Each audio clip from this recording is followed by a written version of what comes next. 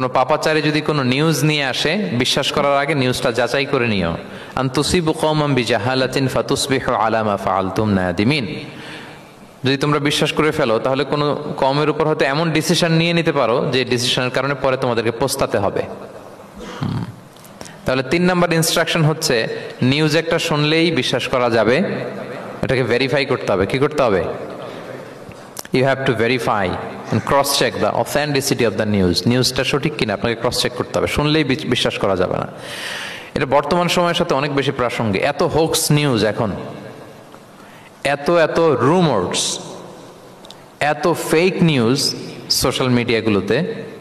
Even mainstream মিডিয়াও যা প্রচার করে সবই যে আপনি বিশ্বাস করতে পারবেন তাও না, ওইটাও একটু ক্রস চেক করে নিতে হবে। এদেরও কিছু প্রোপাগান্ডা থাকে আবার, এরাও নিউজকে এমনভাবে অনেক সময় করে তাদের সুবিধার্থে। সো আপনার চোখ কান খোলা রেখে অনেকগুলো নিউজ একসাথে মিলিয়ে তারপরে বিশ্বাস করতে হবে। কিন্তু আমাদের সরল মনা অনেক ভাইদের যেটা হয়, ফেসবুকে একটা কিছু দেখি আমরা মনে করি যেটা সঠিক, ফলে কি করি? শেয়ার দিয়ে ফেলি।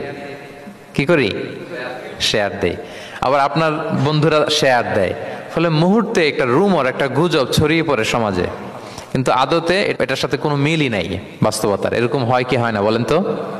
দেখেন ইসলাম কত সুন্দর একটা নিউজকে ভেরিফাই করার জন্য আমাদেরকে নির্দেশ দিয়েছে। ফাতাবাইয়ানু মানে ক্রস চেক করো।